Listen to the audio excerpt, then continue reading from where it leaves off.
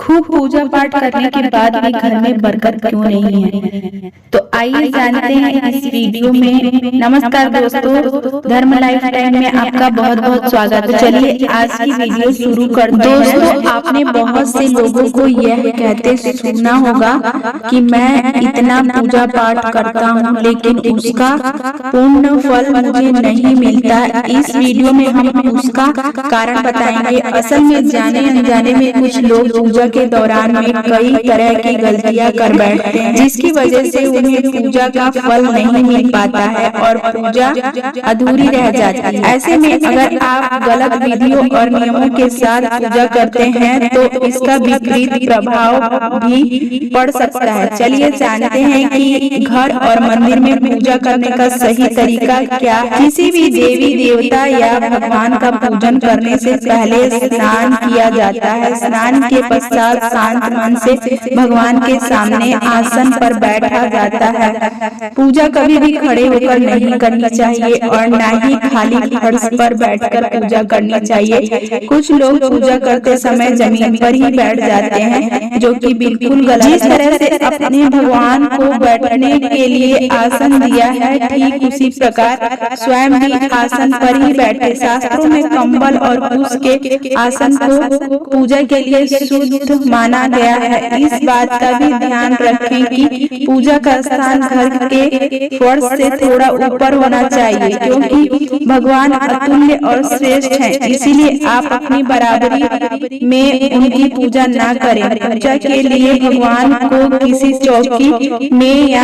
फिर फर्श से ऊंचे स्थान पर स्थापित करें। इसके अलावा पूजा घर में देवी देवताओं की मूर्तियों को कभी भी दीवार से सटाकर नहीं रखना चाहिए। पूजन करते समय आपका मुंह उत्तर या फिर पूर्व की दिशा में ही होना चाहिए। घर या किसी भी मंदिर में पूजा संपन्न करने के बाद में भगवान से अपनी भूल के लिए उनसे क्षमा याचना जरूर करना चाहिए। इससे परमात्मा आपके द्वारा जाने अनजाने में की गई गलतियों को क्षमा करते हैं और आशीर्वाद देते हैं। पूजा घर हमेशा घर के ईशान कोण में ही रखना चाहिए। पूजा घर में किसी एक देवी देवता का मूर्ति एक से ज्यादा नहीं होना चाहिए। घर के मंदिर में किसी भी भगवान की मूर्ति 9 इंच या 22 सेंटीमीटर से छोटी होनी चाहिए। इससे बड़ी प्रतिमा घर में रखना शुभ नहीं माना जाता है। बड़ी प्रतिमा को मंदिर में रखना चाहिए। अपने बेडरूम में कभी भी पूजा घर स्थापित ना करें और रात्रि के समय अपने पूजा घर को पर्दे से ढक कर रखें और पूजा घर में काम में आने वाले सभी चीजें जैसे शंख, घंटी, प्रसाद के बर्तन, दीपक, शिवलिंग, जनेऊ और भगवान शालिग्राम को साफ सुथरे कपड़े के ऊपर रखना चाहिए। ऐसा नहीं करने पर हर रोज पूजा करने के बाद भी आपको उसका उचित फल नहीं मिल पाता। शास्त्रों में उल्लेख है कि घर या मंदिर कहीं पर भी यदि आप सूर्य अस्त के बाद रात के समय पूजा करते हैं तो इस समय ना तो शंख बजाना चाहिए और ना ही घंटी बजानी चाहिए। ऐसा माना जाता है कि सूर्यास्त के बाद देवी देवता शयन कक्ष के लिए चले जाते हैं और ऐसे में उन्हें जगाना सही नहीं माना जाता। इसीलिए इस बात का सदैव ध्यान रखें कि सूर्यास्त के बाद घंटी और शंख बिल्कुल ना बजाएं।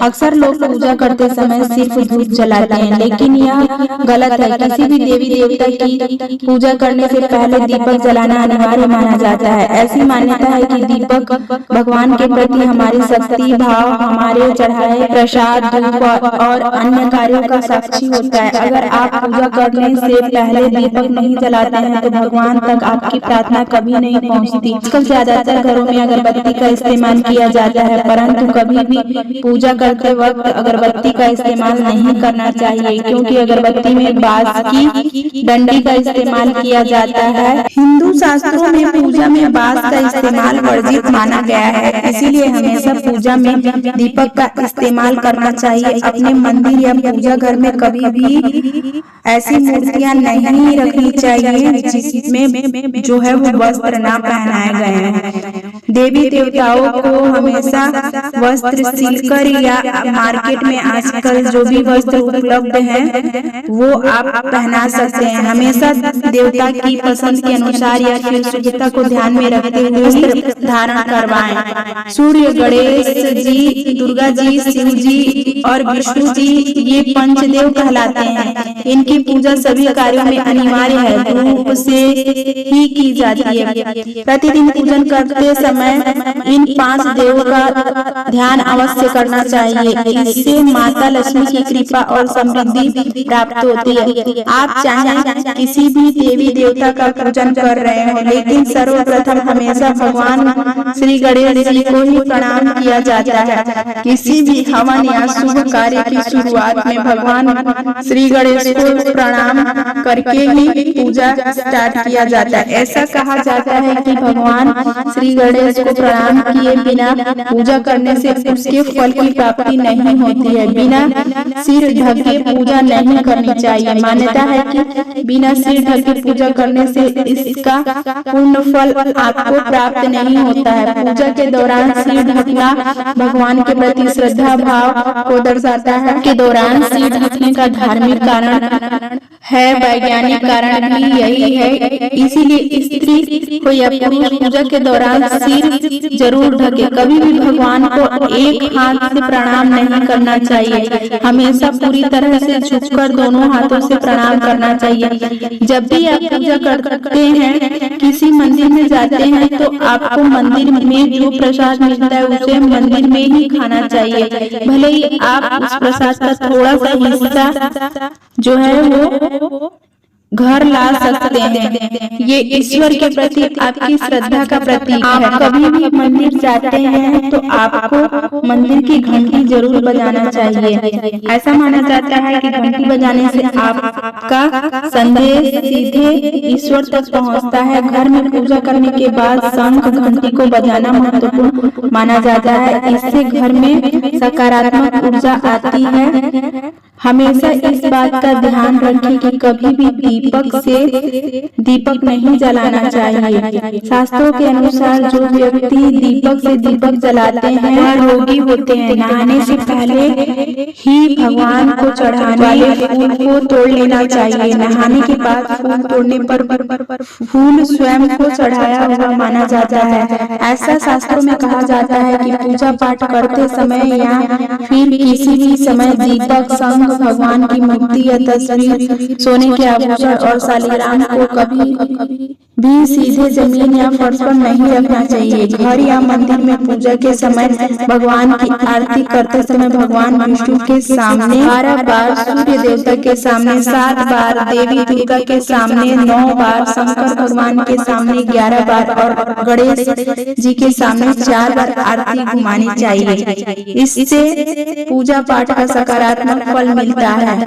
आपको किसी भी मंत्र का जाप करने के पश्चात आसन के नीचे की भूमि को स्पर्श कर नेत्रों से लगाना चाहिए। इससे आपको जप के पूर्ण फल की प्राप्ति होती है। आप किसी खास प्रयोजन के लिए कोई पूजा पाठ अनुष्ठान करते हैं तो उसमें वह संकल्प को पूरा करने में ज्यादा समय नहीं लगाना चाहिए। अगर आपने किसी को दान करने का संकल्प लिया है तो उसे जितनी जल्दी हो सके पूरा कर देना चाहिए। संकल्प को पूरा करने में देरी से पूजा अनुष्ठान का पूरा फल नहीं मिल पाता है। किसी को भी कोई भी वस्तु दान दक्षिणा हमेशा दाहिने हाथ से ही देना चाहिए। एकादशी, अमावस्या, कृष्ण चतुर्दशी, पूर्णिमा, व्रत तथा श्राद्ध के दिन बाल और दाढ़ी नहीं बनवाना चाहिए। जिन लोगों का यह वीडियो पवित्र संस्कार हो चुका है उन्हें बिना जनेऊ पहने पूजा पाठ या